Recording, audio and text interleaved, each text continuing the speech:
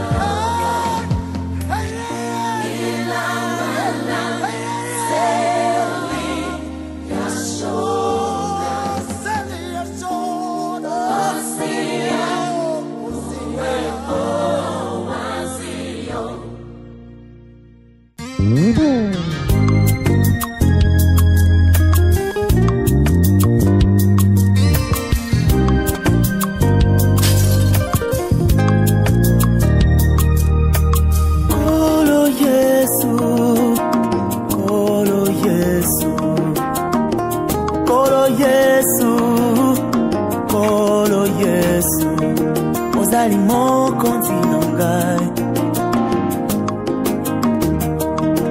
ozali mosungi na ngai. Kolo Yesu, Kolo Yesu, Kolo Yesu, Kolo Yesu, ozali mokonzi na ngai, ozali mosungi na ngai. Yo nakobange lokote ata bitumba eye makasi, natanga na makomi esikolo baki na ngai, naza mutu naza mokila te ya na tongo to na pokwa elombe na kazali. Oh mama,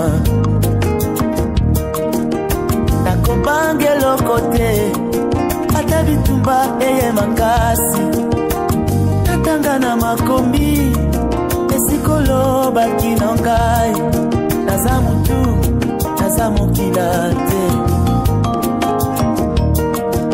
ya na tongo to na mokwa ota makasi na kazali. Yozali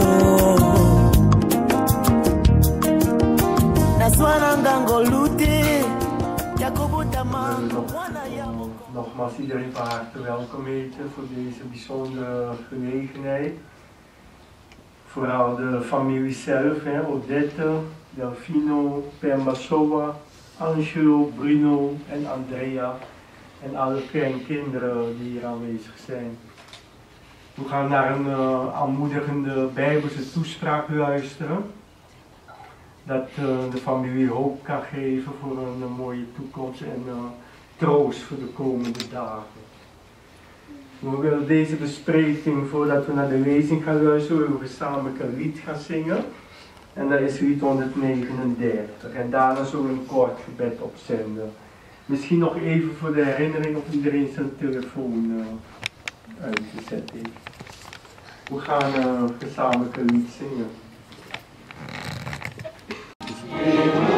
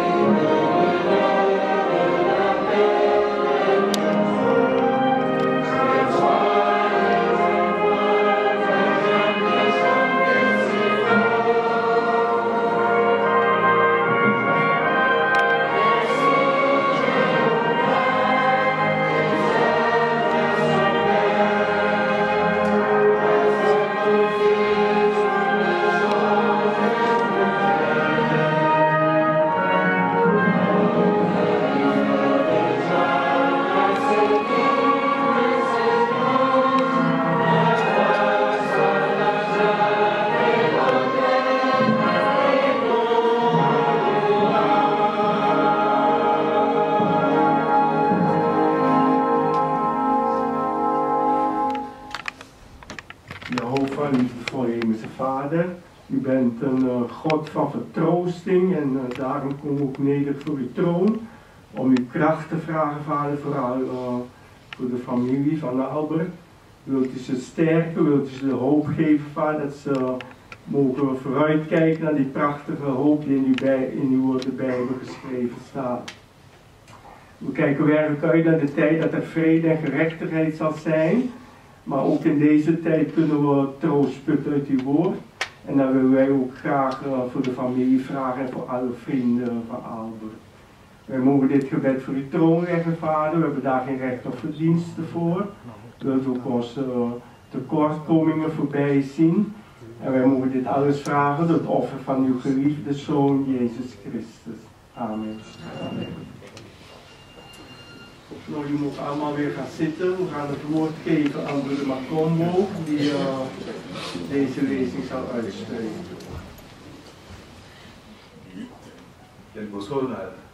Ton divino na ndenge bokangi ba téléphone na bino to botiamo na ndenge ba vibraire pour déranger pour le programme ndenge tout ça. On vous demande donc on vous remercie d'abord de votre présence et aussi de la façon dont vous avez tenu compte de régler vos téléphones de sorte que ça ne puisse pas nous déranger pendant ces programmes. We bedanken jullie voor alle aanwezigheid en we bedanken jullie ook ervoor dat jullie de telefoon op stilstand willen zetten. Albert Kavuiku Pemba était né le 25 novembre 1946 à Kinshasa. Albert Kavuiku Pemba werd geboren op 25 november 1946 in Kinshasa. Dans la province de Bakongo. In de provincie Bakongo. Son papa s'appela Albert Kavuiku et sa maman s'appela Agnès Pemba. Zijn vader heette Albert Kavuiku en zijn moeder heette Agnès Pemba. Il est le deuxième d'une famille de 8 enfants. Hij is de tweede uit een gezin van 8 kinderen. Après ses études secondaires, na zijn middelbare school, il est allé au petit séminaire de l'Infou avec comme souhait de devenir un frère religieux. Ging hij naar het kleine seminarie in Lenfu en hij had de wens om toe te treden tot een orde religieus. Après, il a quitté le séminaire pour ses études universitaires à Lovanium. Daarna heeft hij het seminarie verlaten om daarna zijn studie voor te zetten aan de Universiteit Lovanium in Kinshasa. En 1969, il a obtenu une bourse d'études de sciences infirmières professionnelles pour l'Italie. In 1969 verkreeg hij een studiebeurs om verloskunde te studeren in Italië. De retour à Kinshasa, il a travaillé aux cliniques universitaires de Kinshasa, puis à la Calmeza. Bij zijn terugkomst in Kinshasa heeft hij aan de universitaire kliniek van Kinshasa gewerkt en daarna op de Calmeza. Après, il est rentré en Italie pour la spécialisation à oncologie. Daarna is hij teruggekeerd naar Italië om zich te specialiseren in oncologie. De retour à Kinshasa, il a travaillé à la polyclinique de Kinshasa. Toen hij terugkeerde naar Kinshasa, heeft hij gewerkt aan de polykliniek in Kinshasa. Le 28 juillet 1979, il a épousé Odette Mbunga. Op 28 juli 1979 trouwde hij met Odette Mbunga. Il est le papa de Delfino Kabuiku.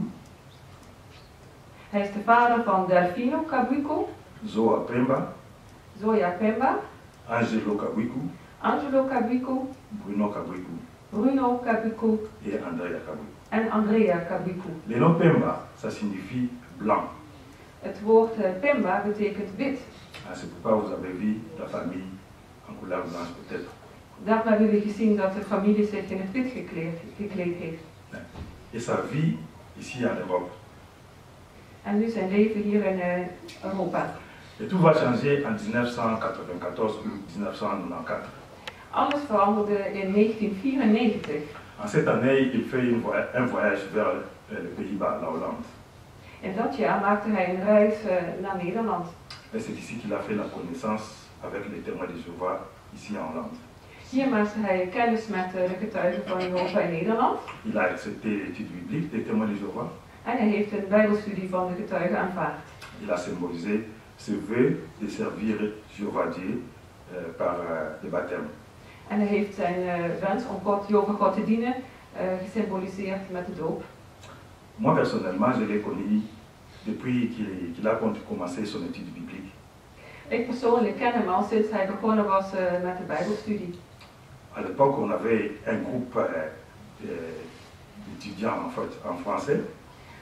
In die tijd hadden we een groep van bijbelstudenten. Et après, donc plus tard, on est devenu une congrégation bien établie. Later zijn we een gevestigde gemeente geworden. Nous étions à Best. Wij waren toen in Best, de gemeente Best-Frans. Et Albert était quelqu'un qui était toujours présent aux réunions.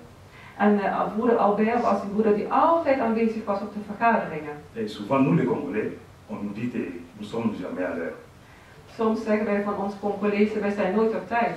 Albert était toujours avant que les portes soient ouvertes.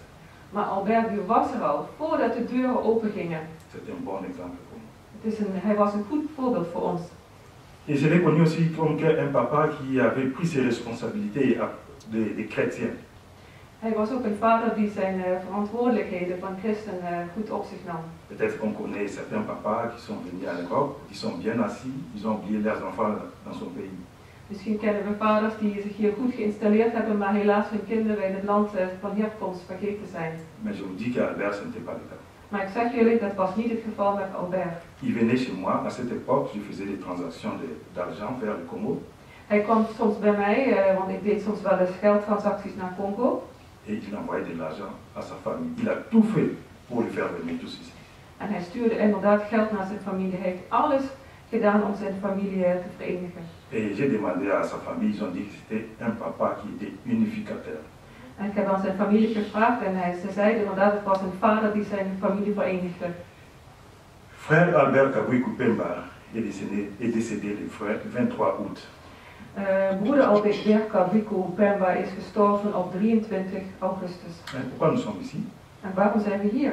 Nous sommes ici pour trouver la consolation de la parole de Dieu. We zijn hier om troost te vinden uit het woord van God. Merci à chacun de vous d'avoir accepté cette invitation. En ieder van jullie heel erg bedankt dat jullie deze uitnodiging hebben aangenomen. La mort, c'est pas quelque chose qu'on peut parler joyeusement. Over de dood spreken we niet graag. Il n'y a rien qui peut retenir notre tristesse quand nous avons perdu un être cher. Niets kan ons verdriet verminderen als we juist een geliefd lid hebben verloren. Quand nous avons perdu un papa, un frère, un grand-père, comme papa Albert. Zoals als we een vader verloren hebben, een broer of een opa, zoals papa Albert. Après avoir souffert longuement de la maladie, la mort l'a emporté. Nadat hij lang geleden had onder zijn ziekte, heeft de dood hem meegenomen. Beaucoup de personnes endeuillées ne savent pas quoi faire. Veel mensen die verdriet hebben en rouw zijn, die weten niet wat ze moeten doen. C'est comme si le temps s'est arrêté. Dus het lijkt net of de tijd is blijven stilstaan. Oui, comme si elle manque de l'aide. Ja, alsof er hulp ontbreekt. Ils ont le sentiment comme si personne n'est là pour les soutenir. Ze hebben het gevoel alsof er niemand is om hen te helpen. Oui, c'est ce qui arriva à Jairus. Ja, dat gebeurde ook met Jairus. Est-ce que vous connaissez Jairus? Kennen jullie Jairus? Oui, c'est quelqu'un qui était dans la Bible, qui était le président de la synagogue à l'époque de Jésus. Ja, hij is een persoon uit de Bijbel. Hij was de president, de overziener van het synagoge in de eerste eeuw. Et Jésus, il opérait des miracles. En Jezus die deed wonderen. Jairus, sa fille était malade, très malade. Maar Jairus die had een dochter die heel erg ziek was. Et il était aussi parmi la foule qui était en train de chercher les guérisons de Jésus. En hij bevond zich ook onder de menigte die naar de genezer Jezus toe ging. Et à un certain moment, ces travailleurs sont venus vers lui pour lui dire, mais essaie de déranger l'enseignant parce que ta fille est déjà morte. Toen kwamen op een bepaald moment zijn werkers naar hem toe. Nou, val Jezus niet langer lastig, want je dochter die is al gestorven. Et Jésus l'a écouté cela. Jezus had dat gehoord. Et qu'est-ce qu'il lui a dit? En wat heeft hij gezegd? Quand Jésus a vu Jairus pleurer, on peut se demander qu'est-ce qu'il lui a dit et qu'est-ce qu'il a pu faire. Toen hij Jairus zag huilen, ja, wat zou hij kunnen zeggen? J'espère que vous avez vos Bibles avec vous. Ik hoop dat jullie de Bijbel bij jullie hebben. Essayons de voir les paroles de Jésus. Qu'est-ce qu'il a dit à Jairus? Laten we lezen wat Jezus tegen Jairus zei. Nous lisons cela en Marc chapitre 5, le verset 36. Wij lezen dat in Mark 5, vers 36. Marc chapitre 5, verset 36. Marcus 5, vers 36.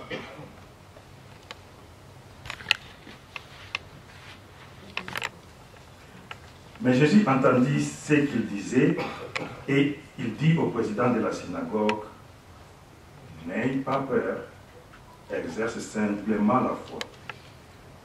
Maar Jezus hoorde dat en zei tegen de synagogebestuurder, wees niet bang, maar heb geloof. N'aie pas peur, exerce simplement la foi. Wees niet bang, maar heb geloof. Quelqu'un va vous dire, n'aie pas peur, exerce la foi. Cela veut dire que Jésus, il savait qu'il était capable de réveiller la personne, la fille qui venait de mourir, de Jairus. Ja, Jezus zei, wees niet bang, ik heb geloof. Dat wil zeggen dat Jezus het vermogen had om de dochter van Jairus weer tot leven te Elle brengen. avait 12 ans. Et immédiatement, ils furent hors d'eux-mêmes, transportés des joies. Het meisje stond direct op en begon te lopen. D'abord, Ze was 12 jaar. Meteen waren ze buiten zichzelf van blijdschap. ils étaient tristes quand la fille était décédée.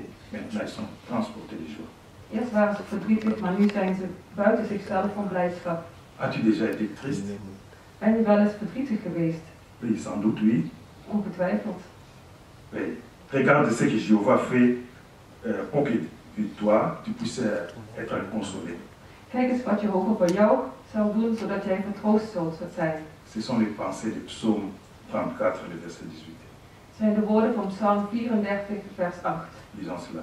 Laten we dat eens lezen. Psaume 34, verset 18. Psalm 34, vers 18. Nous lisons ceci. Jéhovah est proche de ceux qui ont le cœur brisé. Il sauve ceux qui sont découragés.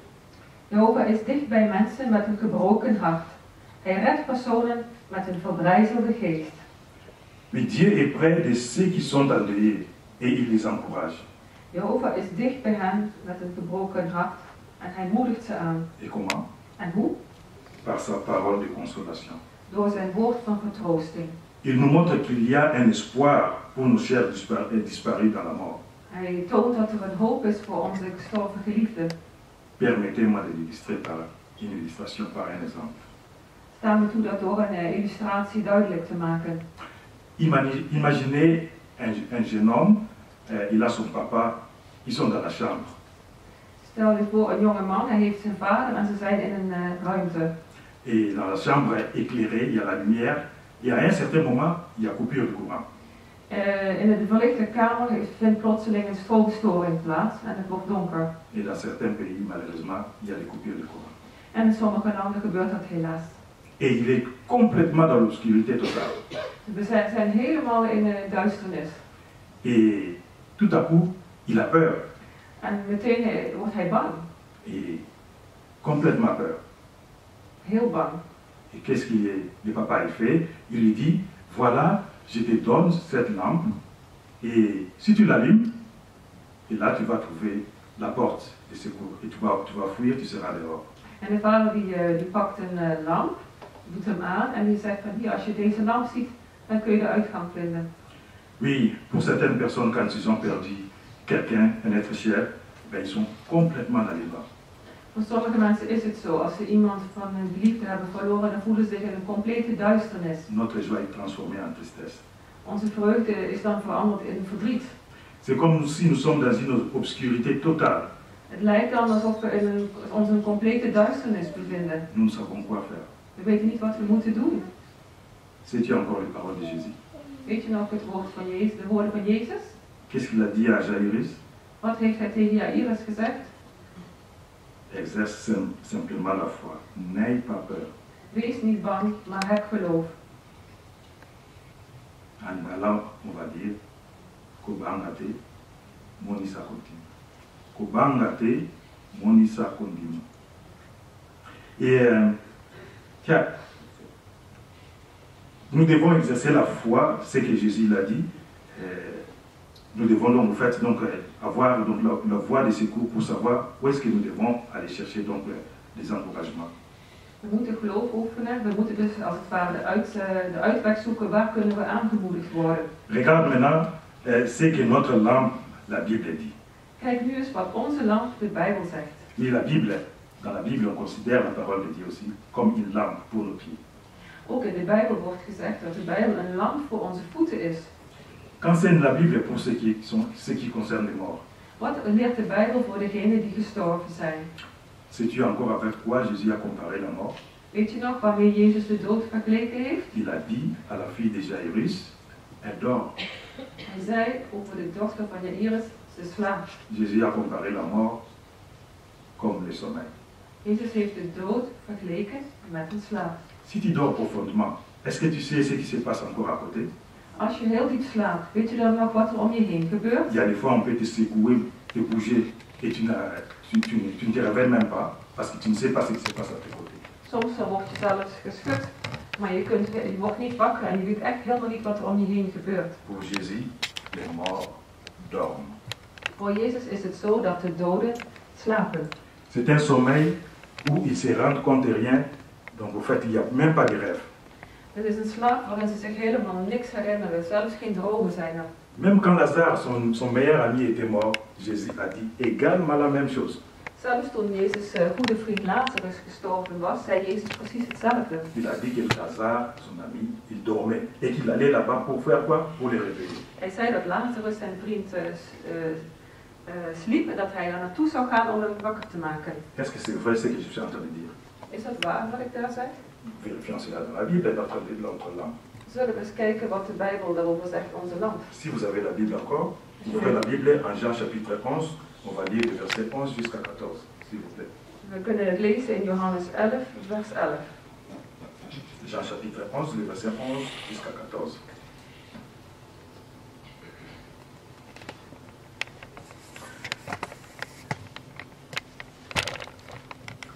Après avoir dit ces choses, il ajouta, Lazare, notre ami, s'est endormi, mais je vais là-bas pour les réveiller.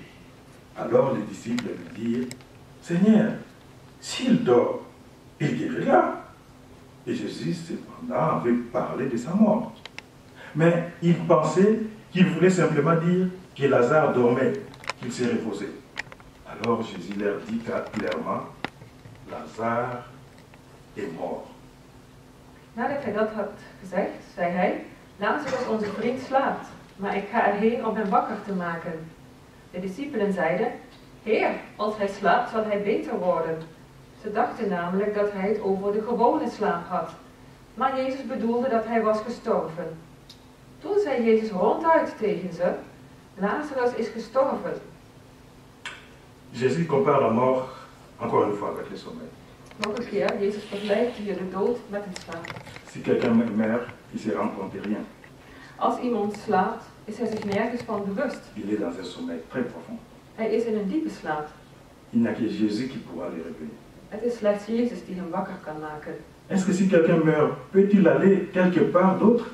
Als iemand sterft, kan hij dan ergens anders heen gaan?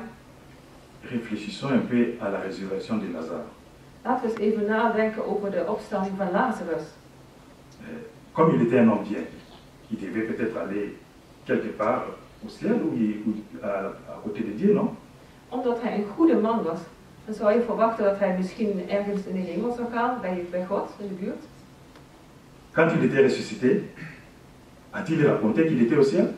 Toen hij een opstanding kreeg, heeft hij toen verteld dat hij naar de hemel was gegaan? Non. Dat heeft hij niet verteld. Parce que nulle part dans la Bible on peut lire que Lazare l'a dit, ah je venais du ciel. Nergens in de Bijbel kun je lezen dat Lazarus heeft gezegd, ik kom uit de hemel. En plus, imaginez-vous, les ciels et la terre, qu'est-ce qui est mieux? En denk eens over naar de hemel of de aarde, wat is beter? C'est les ciels. Natuurlijk, de hemel. Mais ici, on est confronté à des difficultés énormes. Hier hebben we heel veel moeilijkheden. Est-ce que ça serait preuve d'amour de faire redescendre quelqu'un qui est dans les ciels pour qu'il puisse encore être ici sur la terre? Zou er een blijk van liefde zijn, iemand die al in de hemel zou zijn, om terug te laten komen naar de aarde? Non, ce n'était pas comme ça que ça s'était passé. Zo is het niet gegaan. Et alors, Allumons encore notre lampe encore. Laten we onze lamp nog eens aanzetten. Que dit la Bible? Quelle lumière la Bible donne-t-elle? Welk licht geeft de Bijbel hierover? Nous voyons ça dans les livres des Ecclésiastes. Dat zien we in het boek Prediker. On peut les chercher. Ecclésiastes chapitre 9, les versets 5 et 10. Prediker 9, vers 5 en 10. Pour ceux qui ont les Bibles en lingala, Ecclésiastes c'est Mosakoli. Chapitre 9, versets 5 et 10. Regardons ce que la Bible nous donne comme lumière. Et nous lisons au verset 5, en Ecclésiastes chapitre 9. En effet, les vivants savent qu'ils mourront, mais les morts ne savent rien. Et ils n'ont plus de récompense, car tout souvenir d'eux a disparu. Le verset 10 dit, tout ce que ta main trouve à faire, fais-le de toutes tes forces, car il n'y a ni œuvre, ni projet, ni connaissance, ni sagesse dans la tombe où tu vas. Vers 5, want de levenden weten dat ze zullen sterven, maar de doden weten helemaal niets. En ze hebben ook geen beloning meer, omdat elke herinnering aan hen verloren gaat. Vers 10, doe wat je hand te doen vindt, met heel je kracht. Want er is geen werk, geen plan, geen kennis en geen wijsheid in het graf waar je naartoe gaat. Est-ce que les morts peuvent nous faire du mal? Kunnen de doden ons iets aandoen? As-tu vu la réponse au verset 10? Heb je het antwoord gelezen in vers 10? Il n'y a ni œuvre. Er is geen werk. Ils ne travaillent pas. Ze werken niet. Est-ce que les morts souffrent? Lijden de doden? Nous avons vu qu'ils ne savent rien du tout. We hebben gezien dat ze helemaal niets weten. Devrions-nous leur apporter des cadeaux ou des nourritures? Moeten we hun geschenken brengen of eten voor ze klaarzetten? Non, le verset nous a dit, ils n'ont plus de récompense. Nee, want het vers zegt, ze hebben ook geen beloning meer. Mais où sont les morts alors? Waar zijn de doden dan? Mais dans la tombe. In het graf. Oui, ce verset est vraiment clair. Ja, die tekst is echt duidelijk. D'ailleurs, vous savez ce que le mot cimetière veut dire? Weet jullie trouwens wat het woord cimetière of begraafplaats betekent? Selon l'étymologie grecque, koimeterion, Volgens de Griekse etymologie, koimeterion, ce mot signifie dortoir. betekent dat woord slaapplaats. Mais un dortoir, c'est un lieu qu'on fait quoi? On dort. Maar een slaapplaats, wat is het voor een plaats? Dit is een plaats waar je slaapt. Oui, les morts dorment profondément dans un sommeil où ils ne peuvent même pas rêver. Ja, de doden die slapen in een diepe slaap waarin ze zelfs niet kunnen dromen. Une autre question. Een andere vraag. Y a-t-il un espoir maintenant pour les morts? Is er ook een hoop voor de doden? N'ayez pas peur. Wees niet bang. Allumons notre lampe. Laten we onze lamp weer verlichten, aanzetten.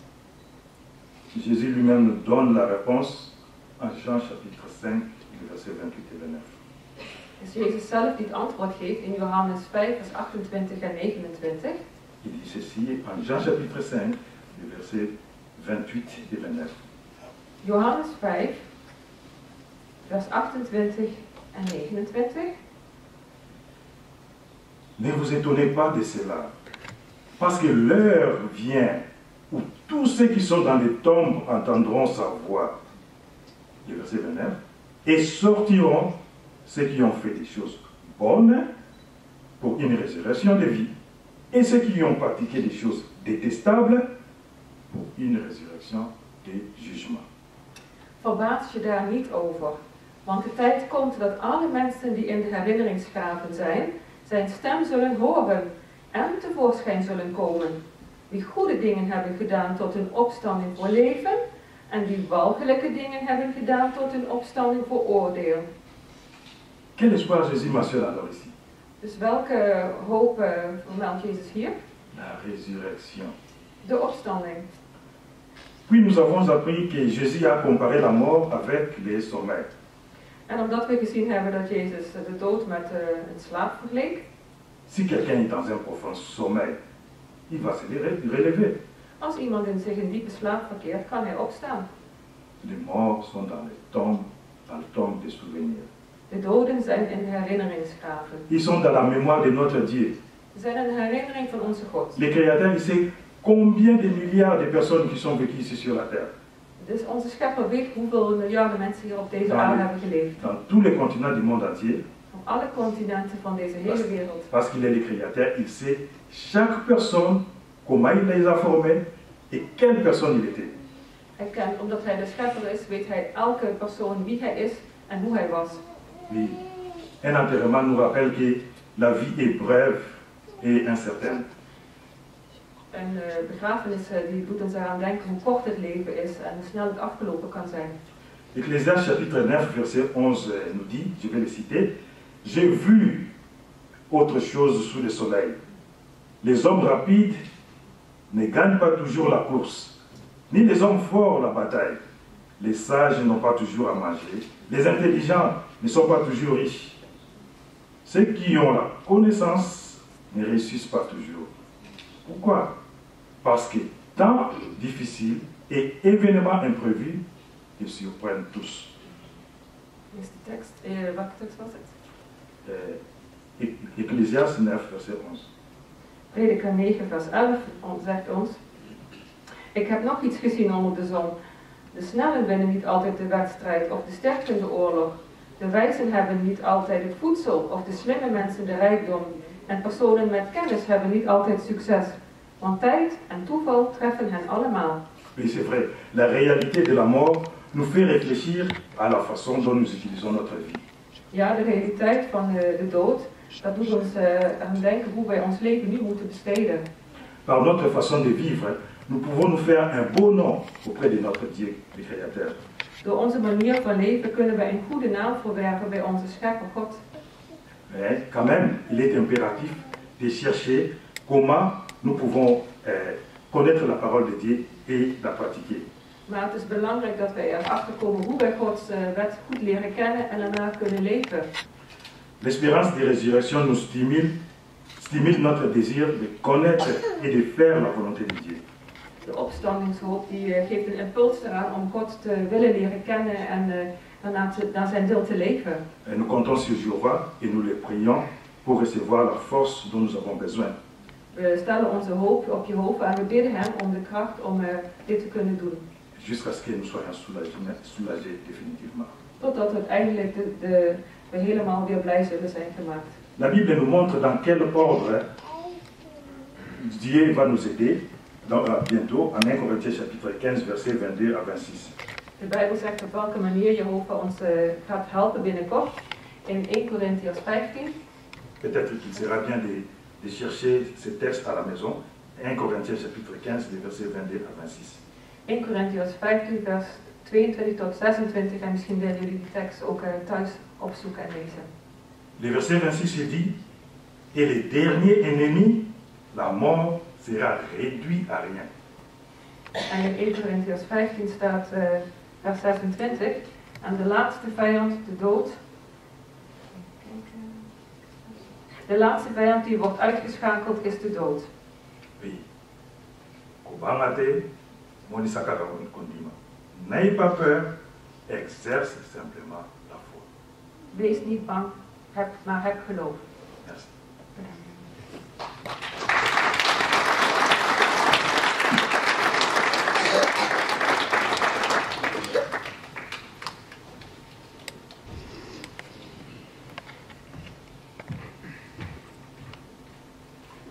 Dankjewel, broeder Makombo, voor het uitspreken van deze toespraak. We zijn waarschijnlijk, we hebben wel troost ontvangen door deze woorden. Mocht je nog vragen hebben aan de hand van deze lezing, kun je een van de getuigen aanspreken. En achter op de balie staat nog wat lectuur of traktaten die het onderwerp wat verder uitleggen. We willen u vragen dat iedereen blijft zitten totdat de familie de zaal verlaten heeft. Wij gaan een lied zingen, dat is lied 151. En daarna zal broeder Makombo de bespreking met een gebed besluiten. Lied 151.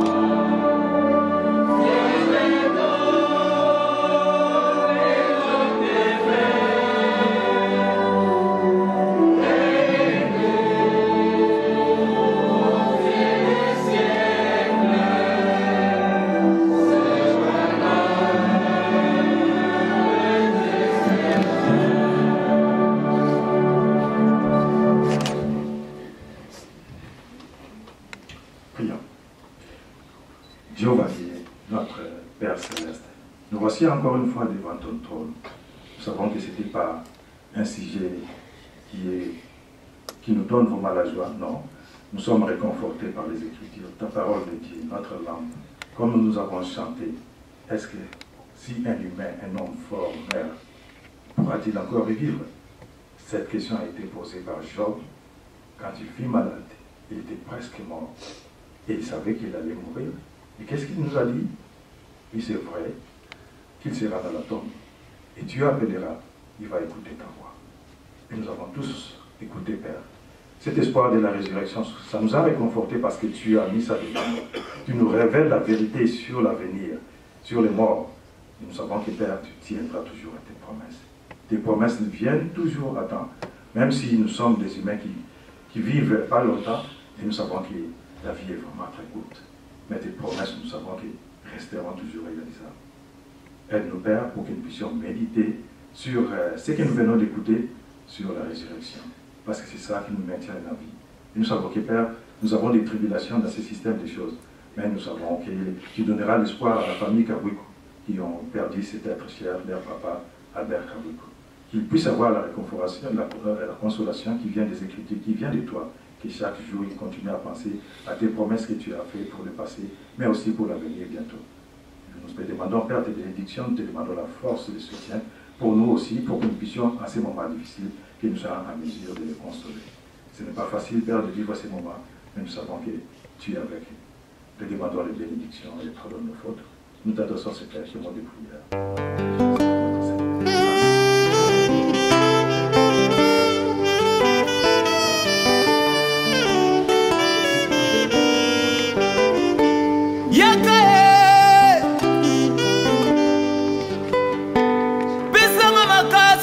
Malamu Yesu nazala komba masusu te na kobele lokola kombo na yo nazala komba masusu te Yesu na kobele na Yesu mopepe eleki makasi na banzela nangai bibangomba eleki milai ya komata Yesu nakozanga te kobelela kombo na yo mpo nazwi yango fele na sekulusu kombo na yo Yesu na ngai epesaka makasi komba moko te epesameli biso komba moko te epesaka bana komba moko te epesaka elevation ya nanga belela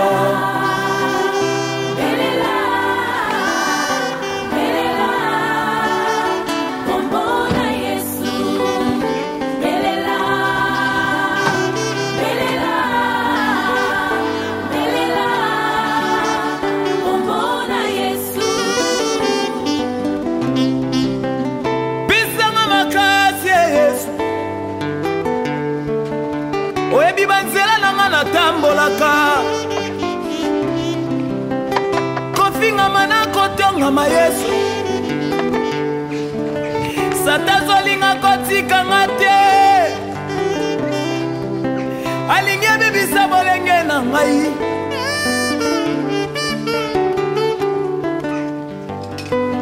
nabeleli yo yokela ngai ndenge moi eyokelaka yo nabeleli yo yokelanga ndenge mai eyokelaka yo koma moko te.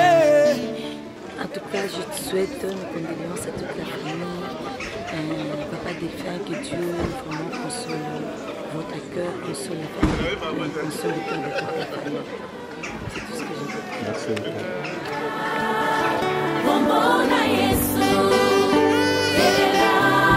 Kombo yo, Kombo Mbote papa. Moi liloba par rapport à l'événement. Le sentiment nous a par rapport à l'événement. Sentiment de tristesse, d'abord kilo nanga. Papa ya kilo nanga on a le kilanga. Papa na pas bail na tristesse. Qui Belgique ça fait non ça ça va aller les ouais ça la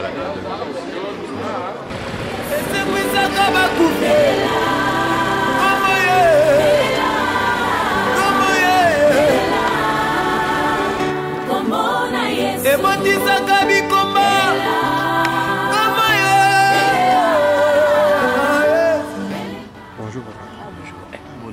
Bien papa. Bah son fond par rapport à l'événement. C'est tristesse. C'est notre cher papa. Comment c'est triste?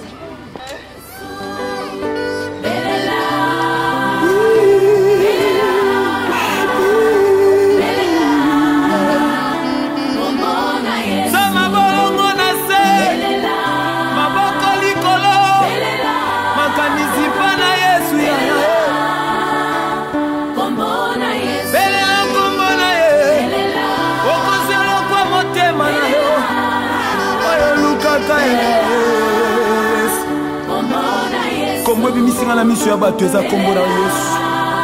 Kombo na bela kabutu na moyo Yesu. Eza kombo na yo Yesu. Kombo ezo komisa ngai bisika opona ngai depuis l'éternité Yesu. Oza malamu nkolo. Bisungi ya malamu utake pa na yo nkolo. Komisa nga bisiko zolinga na kombo. Fandisa nga na bakito zolinga na fanda. Kombo na komisa. Alléluia.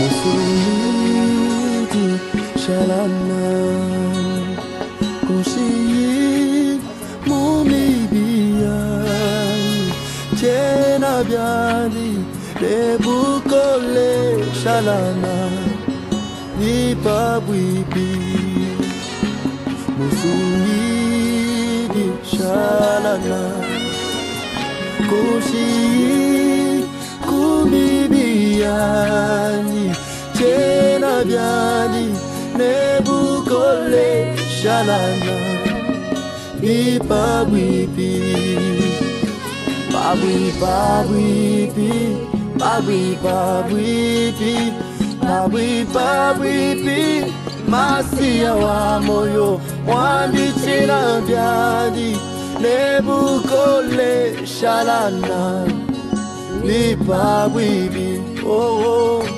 babwi babwipi babwi babwipi babwi babwipi masia wa moyo chena byani nebukole shalana ipabwipi masanka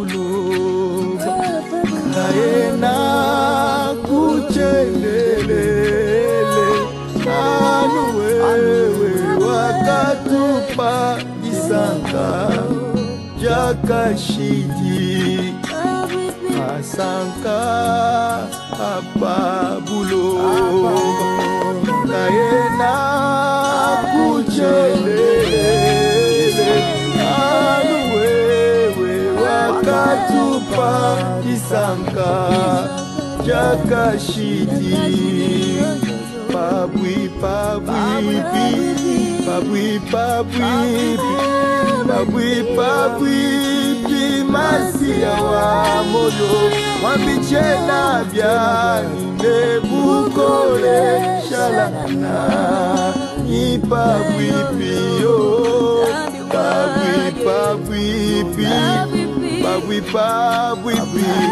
babwi babwipi masia wa moyo wambichena byani nebukole shalana ipabwipi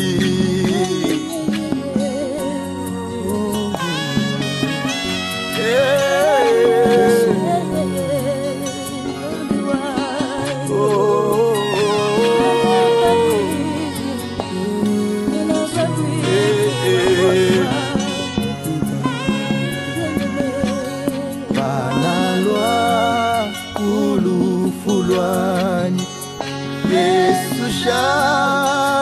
pabwipi anu wewe uye nani kwetu kwa jendelele analwa kulufulwani Yesu shala pabwipi anu wewe uye nani kwetu kwa jendelele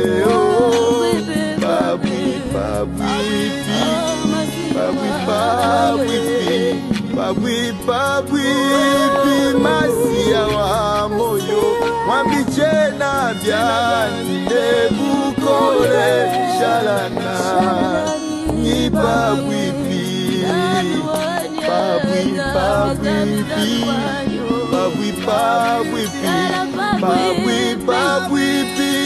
masia wa moyo mwambichena byani nebukole shalana pabwipi yo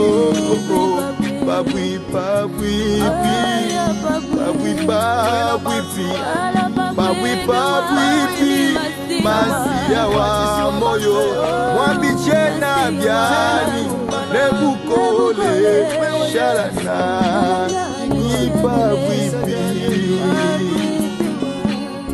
pabwipi na mwenze shamalu pabwipi masia wa moyo mwambichena byani nebukole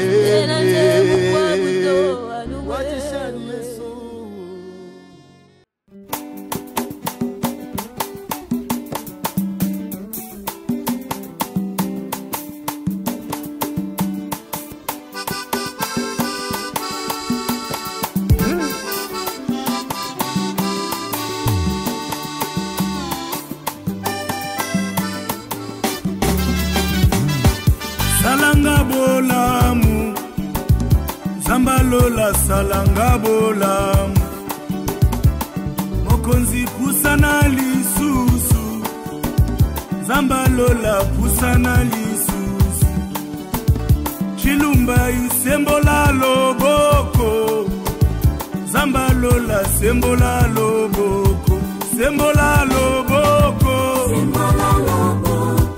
Zambalola Yangabita sembola loboko Mbeyo yolilele Chilumba isalanga bolamwe Elombeo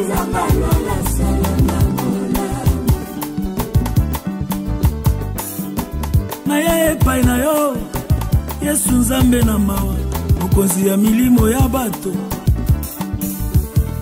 Ozali ekuke ya kokotela Nzela ya kotambola Yesu loyembwa balongi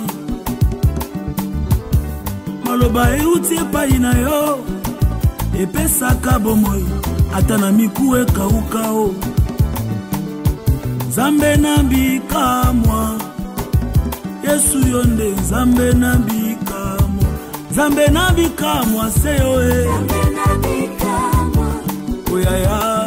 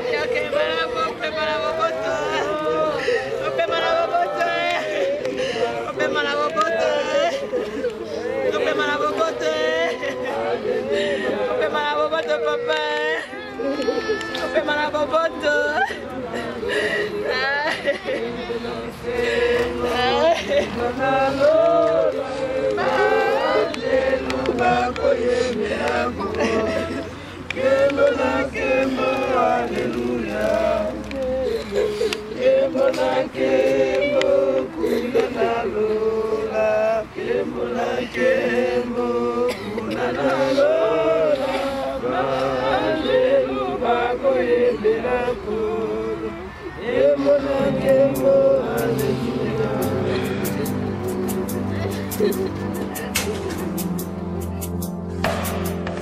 Nyonso pona yo,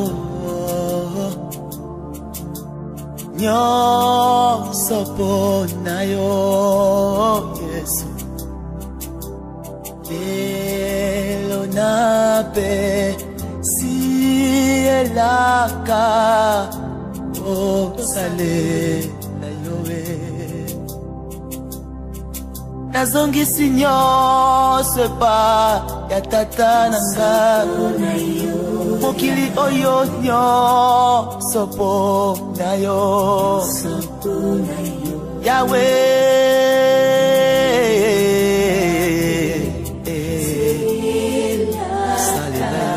Salela yo ata bitumba nyonso pona yo bangani nyonso pona yo oh kolona ngai nazonge pana yo salela yo ata bakofinga ngai nyonso pona yo kolona tango nyonso pona yo Yesu pona yo Yesu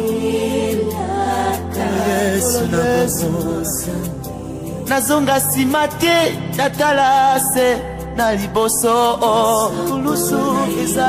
ekulusu makasi ya suka pona ngai na bitumba nyonso ya ngai yo papa like mopali na ngai tobandi bambula yo yebinga bwana bomwana sileno ne nakomi boye tobalaki nga na kelenge mwasi tobuti bana tobasi ozalaki mopali malamu mpona nga na lubango ntango nyonso natemwaniaka osalaki nyonso mpona ngai ti nakomi boye na moko ya lelo otikinga na mokuma ya bana tala bana otiki nsima na yo natikali ngai mona bana ebele boye na bakoko ebele nakosenga opesa makasi nakomema mokumba oyo ndenge lokola namemaki yo bande ebandeli ti na suka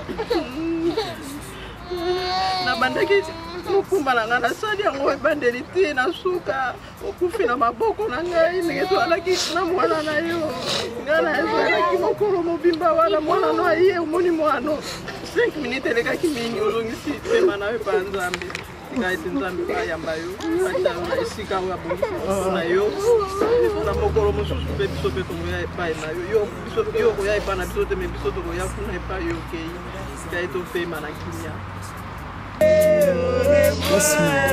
soki ondimi osambeli na ngai elongo losambo olobi nkolo Yesu naza na makasi otala te mabe na ngai otala pe te mabunga na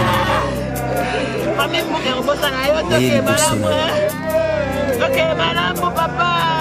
nafukami liboso ya ekulusu na ngai monisa ngai loboko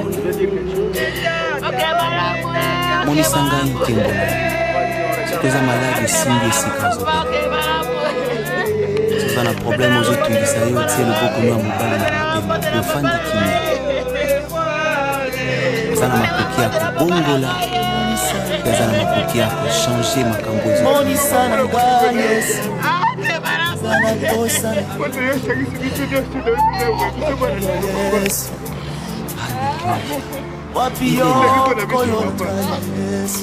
il n'est pas loin de toi, il est là. Croisement, il est là.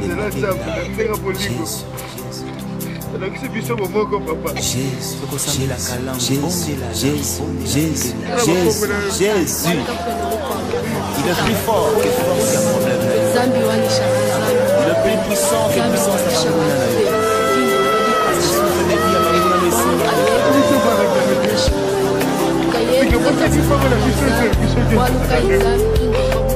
Il y avait puis avant les temps et continuera après les temps, car c'est toi qui as institué même les temps. Et c'est toi qui es le maître des temps.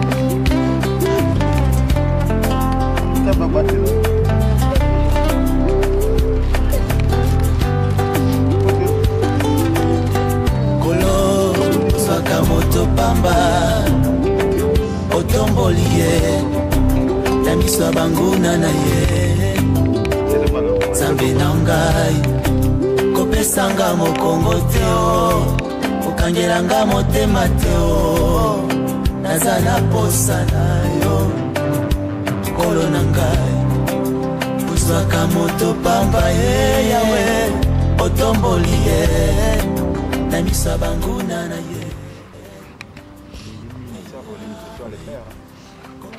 Banu kendeki kolela kao mikolo nyonso napena mwana moke me nakoli baya ya mpe bazali ya général efala ya yo moko oyebi pourkoi ye te donc nga nazali wana na représente balolendo nyonso yaya tolingaki yo mingi yo moko oyebi osali mpona biso osouffrir trop il était temps ke mopema kinopesa aya roger bapapa bamama bala nyonso ngote tobosana o te osikala toujours na mitema na biso yaya jusqu'au kei opema na kimia bana no batikali awa tokobosana bango te toza singa famille tozala toujours elongo yaya keno opema na kimia naleli yo mingi naza mambori emana babenga yo Salomo elikepa na yawe kobungisa te baboti bakufa yaya nani asalisa yo elikepa na yawe kobungisa te simbanga loboko ngana yika mpiko kino ngana lata motole na webo simbanga loboko teletondi banzube yawe kinongala lata motole na yemo esanga makasi kolo natala simate kinongala lata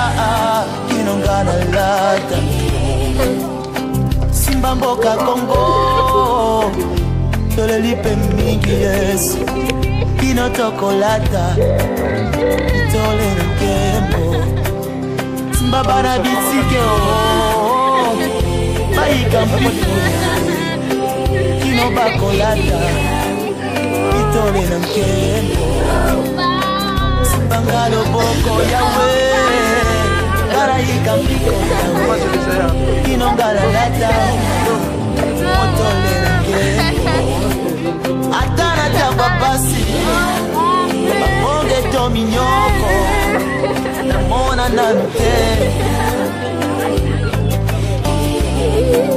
Atana tamba pasi Bambonge to minyoko Namona nanute Namona nante Nagaye basinga kanga yoyo Bakangelinga mitema Namona nante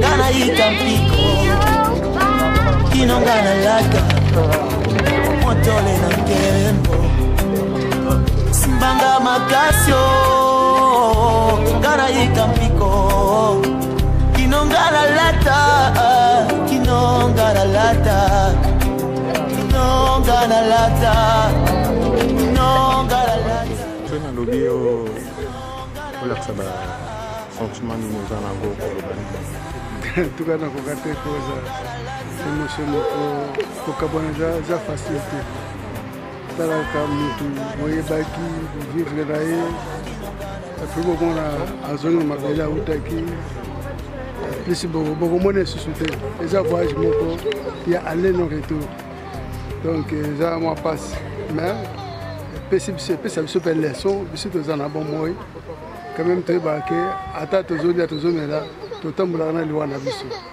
yango wana ntango nyonso futalaka préparé toyebi ke moko na moko aza na tour na ye yango wana vraiment liwa esalaka mpasi po ezali bokabwani moko oyo moto apansaka te moto ayebaka te ke lobi un jour akotika biso yango wana biso tikala na bomoi fo tomelengelaka mbote na biso ya mbote papa eza na motu moko ayebaki papa malamu biso nyonso ndenge toza boye toyebaki ye sentiment nini boza nango par rapport ya événement évidemment triste puisque c'est un frère qu'on a partagé lui des choses ensemble et surtout la vie spirituelle alors toujours regretter départ papa confirme avec ne liki ya moko oyo biso nyonso toza nango toyebi ke eza mpona mwa ntongo moke ya kozonga tozozela. Mon frère? Oui, c'est triste aujourd'hui, mais on a des bons souvenirs. C'est ça. Oui. Oui. Papa Albert, pour nous relater l'histoire un peu, c'est triste. Et ça, moi, passe parce que tu perds quelqu'un, c'est très cher. Mais, tu as un espoir. Tu as un espoir parce que tu as un examen. Minimum, ils ont un mais la caméra peut-être est le à suivre. Merci. ndenge baninga mpe balobi donc mingi ezali po tobandaki na début donc moya kuta koloba eza te eza makambo ya caméra te mais azalaki papa moko azalaki bien azalaki na ye bien mpe mais tozalaka na espoir ndenge bible elobi ya kokutana na ye un jour ndenge biblia elobi na biso touta na mabele tozonga na mabele eza mpasi koperdre un être cher mais eloko mo tokoki retenir tokoki kolela lelo eza malamu mais fo toyeba eloko moko ye esi akei donc mpona biso nde totikala eza leson toyeba kobongama parce que un jour ye akei akozonga te me biso tokolala esika oyo tokokende ezodépendre na badécision oyo tokoki kozwa pendant le temps toza na bomoi donc eza vraiment conseil monene mpona biso baoyo totikali et plutôt soutenir famille oyo perdre un être cher. En tout cas, merci beaucoup. Merci beaucoup. Il est triste du fait qu'il a laissé sa famille. Ça nous est triste à tous parce qu'on l'a connu aussi. Comme on a dit à la salle du royaume, qu'il y a un espoir de la résurrection. Et cette espérance de la résurrection, c'est ça qui nous encourage, parce qu'on sait qu'un jour on le reverra ressuscité. Albert Kabikou, j'ai bien connu. Effectivement, quand il est arrivé d'Italie, on était là pour le recevoir à Rotterdam, dans la congrégation française de Rotterdam. On l'a très bien connu, on a partagé d'agréables moments ensemble. C'était un frère exceptionnel, comme le frère avait dit dans son discours. La réunion était à 5 h, à 4 h il était déjà là, il attendait dehors. Ça montre le sérieux du frère. Donc j'ai des très bons souvenirs de lui. Des condoléances à toute la famille. Mbote maman. Mbote. Na mwende olati uniforme seko yebaki papa. Toye pona tolandi ya Odette. Papa na yebaki te mais na yebaki ya Odette. Ah oui. Tozala na ye moziki moko. Ah oui. Basentiment nini boza nango mpona ndeko na bino ya Odette. Ezaka mpasi kaka talaka moto ozalaki ne bana bojeunesse ti aya kotika biso na age oyo kaka ezaka mpasi kaka biso na biso yango kaka mpasi kaka ndenge atika biso toya esika na kati ya Hollande tolandi mama na biso Odette toza na ye moko na kati na biso ya lisanga ba femme sage na mvese na kati ya Ingeta yango tolandi ye kati na esika oyo toza na mawa kaka tokotika ye te toleka mekue ye eza ya monene yango toza na nsima na ye toza ebele ba massage doki yango kaka mama massage ngai mpe na ndenge ezali kobala kati elingo mapa mama massage ya lokola moninga na ngai tokokaka motema te akosana na ye tokabala malemi na ye mama présidente mama présidente yende jouer à 30 minutes. Ngai na mama présidente ya groupe femme sage donc toye a tolandi ndeko na biso ya mwasi ya Odette auti koperdre mobali na ye touti na verse yango tozali yango toza awa donc bafemme sage tozali tozocompte toujours kosala donc eza likambo ekoyeli biso na kati ya groupe ya mbala liboso ke ndeko na biso ya mwasi aperde moto na ye ya monene yaya na ye eleki na ye motema na ye do tout mpo na ye eza mpasi yango tose déplace koye awa merci bino boza to mama sage pardon boza wapi wa mama sage tozalaka na Anvers na Belgique toza na Anvers na Belgique na Belgique soki moto alingaka aya korejoindre lisanga na bino akoki kosala nini parce que tozalaka mingi na côté ya juste na gare na biso Anvers na ingeta parce que soki moto akomi kaka na gare Anvers amoni motu mingi soki atuni ingeta bakolakisa ye siège na biso ezalaka wana donc ndenge toyambi ye odete parce que ye odete avandaka awa ndenge toyambi ye tokoyamba mpe tout le monde ndenge wana donc toza bamama il faut tobunda toujours papa tosiki na papa mais mawa mingi me tozwi kaka esengo mpo ake kopema na pe mpo aza moto na nzambe yango tokomisaka nzambe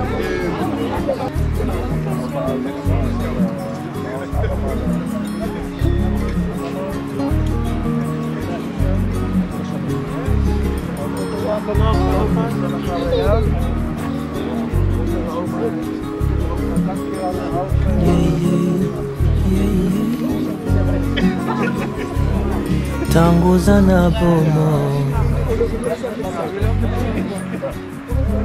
tango makasi eza na nzoto yebisa fami tolingaka bango le 1er septembre, oh là là. Le 1er septembre, nous avons un papa vers Kabouiko. Nous avons un an, on a des cognos sur le Kabola, moi, il va pour y avoir fait autant de voir pour y avoir. On a remercié Baniga Nuso, Zalaki Nabiso, Banda, tout ce qui m'a cambo, c'est tout Bandi, pour son Banda, tout ce papa, l'autre, donc c'est la sœur Mabélé. Merci, na Bandi Cognos, on a assisté Biso, donc. Merci mingi na badina sa fami tolingaka bango iboso bawa yebisa boyoyo bokumisaka ye ekisa lolango na yo kozela te bakufa o esimo ya kotanda mosolo kozela te bakoma na bokono kolakisa lolango na yo oh, oh, oh. Yo, yo, yo, yo, yo. Yeah, yeah, yeah. Yo, yo, yo, yo, yo. Tango za na bomoi lakisa bango motindokani yolingaka bango yolelaka motema baoyo betelaka tolo yebisa bango boye Jimukunanga bikolave oh nakupenda mumezolange famille nalingi bino mukolanga Samukomnanga kono Kabouiko aza komona 4e akoto Albert Kabouiko donc ouais moso sango ya pasi ya marathon de la papa ya tamalamu nasangisi biso papa Albert Kabouiko tokufa ya kufanya le 23 de lelo donc d'abord ya kwasi tozana motema pe remerciement pour ça va faire une heure sur ma pour l'assistance et enterrement pendant l'enterrement à papa donc il y a tout une heure sur ma papa je veux remercier ouais ma trois frères parce qu'il a pendant l'église la cérémonie tout dans ma communauté de l'équipe je remercie pour ma frère famille surtout ya bakoko ya papa bana tekela mama surtout na biso bana wa loka malamu toloba eza bolingo papa na biso loka malamu toloba na bolingo papa zai lisanga moko donc l'européen na remercie ndenge tout ça biso ensemble na papa donc akende na komba Jovan akende na kimia place azali donc abate la paix atala biso bana teke mama na bakoko na ye tobosana jamais papa na nyonso oyo asali mpona biso oyo esala na bolingo no na nzela oyo ya nzambe ya losambo olakisi biso otikeli biso papa donc eza bonheur nyonso otikeli biso eza bolingo na liloba nzambe bolingo no osali mpona biso biloko makambo olakisi biso na nzela ya nzambe surtout ya losambo otikeli biso papa eza biloko ya monene otikeli biso donc nga mwana no en tant que mwana no mpono place loboko eloko asuka na oloba merci na nyonso osali mpona biso merci pour ton amour papa merci mama oya pour ta parole la Bible mpe te remercier Jéhovah pour ye moto apesaka ye moto azwi donc okende malamu papa place osali donc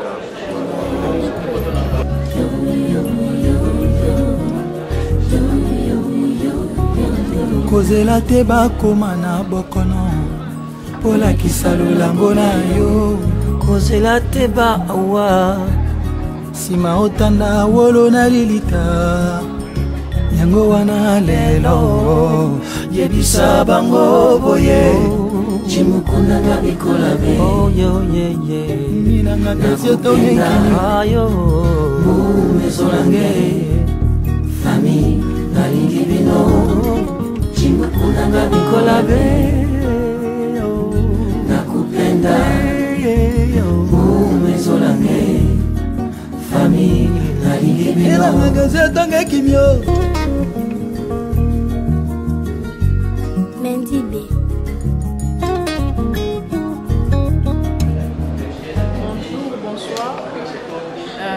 Je me présente, moi c'est Clémentine, papa Albert Aza Bopilo Nanga. Alors, Nabali Angelo, Tobali na Angelo, moi Nanaye.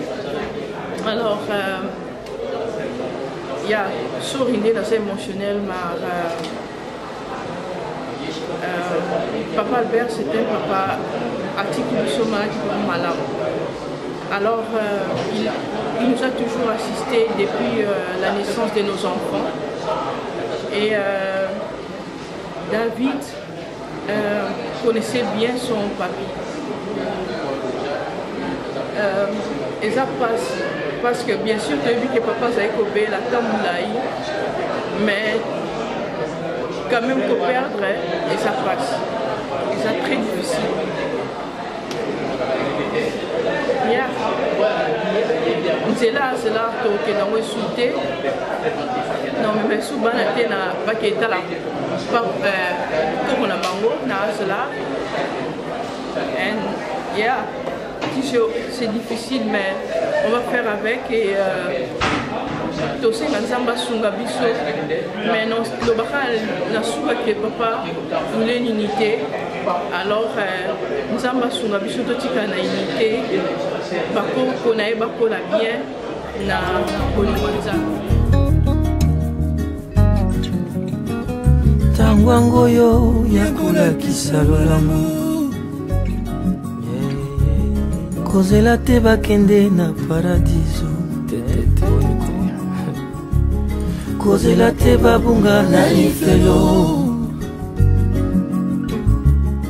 tango zana bumo ilakisa yebisa lolango na yo yebisa bango chimukunanga bikola be nakupenda ayeye mizolange fani na libino. Merci mingi na batu nyonso baye premièrement na famille po bauti musika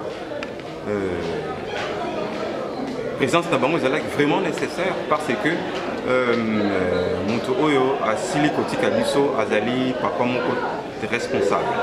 Alors ndenge tokota na discours dans la salle du royaume, il y a un témoin de Jéhovah, de remarquer que Azalaki un père responsable. La responsabilité d'Azalaki pas seulement physique, mais aussi spirituelle. Parce que Bananaï, surtout spirituellement, Azali chrétien. Mais en fait, au Boussali, déplacement de Moussoubaouti Suisse, Moussoubaouti Anvers, Moussoubaouti Paris. Et Sali signe mon il y a très bien, il y a le respect. pour nous respecter papa nation de Natiki Biso.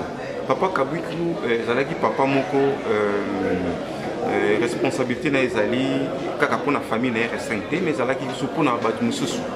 Ngende nazali kologa awa nazali frère nae et puis azalaki exemple na comme papa. Alors que nazalaki mona na été, mais je me sens comme son fils, comme son frère. Et je suis fier aujourd'hui que Ndinga Tikibiso avec organisation il y a bien, il est bien. Et puis jusqu'à présent, donc Makambozo le cas bien. Mais en fait, il y a papa algé kotika pour Nabiso. Et il y a nécessaire, il y a que Tolanda Nzambi, pourquoi le bac Ndinga? C'est parce que il y a que résurrection est allée un jour. L'autre qui peut ça un cadeau, mais cadeau ana et ko beba. Ce que peut c'est le ko lia a aucun des toilettes. Mais le ko Nzambi a pesa biso cadeau auto kozoa et allée résurrection. Le yango papa allait côté ya batu surtout base la résurrection et surtout banana et puis na biso batu susu. D'où en tout cas to c'est éliminer et surtout oya koyoka ayoki. Maintenant c'est pas la mingi batu surtout bayoka message au papa Albert Kabwiku alingaki. Mais seulement que question mo que là qui pana ko sangisa banana surtout base ensemble bayokana. Amour wana pour les élèves panaï alingi implanté en peu banana surtout pour base ensemble.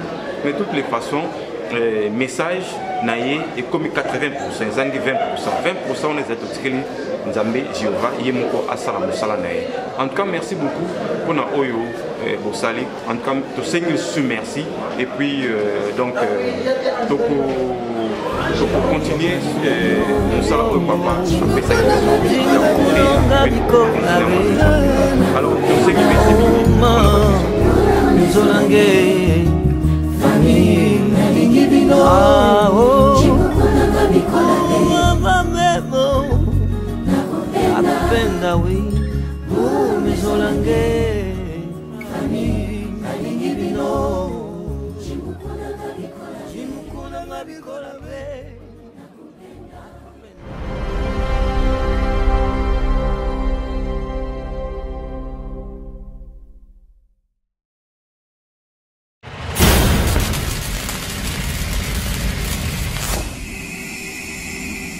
Ebaya ye lutala mambwe. Je l'ai dit quoi? Bomoko yambo kebinisi bango biloko bia sike biloko bia likolo. Biso bana mike kazangulu tokolanda kaka bomoko na mboka. www.bomoko-yamboka.com. Lolanda yango. Lolanda télévision yiki mvuka kimosi. Tolelaka ebele tolanda radio bomoko ya mboka. Radio télévision bomoko ya mboka. Mudingala bobatela nga bolanda télévision bomoko. Donc yalisanga. Je l'ai dit quoi? Tosalela bomoko ya mboka.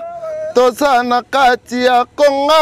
Bapère ba mère mboka kaza www.bomoko ya mboka. Donc muki Kongo batela nga yiki mvuka. Tolanda bomoko ya mboka. Idio tulombe betu mukusande télévision de deni. Je l'ai dit quoi? Télévision de deni di betu. Radio yoyeni ibetu. Biso bana mike kazangulu tokolanda kaka bomoko na mboka.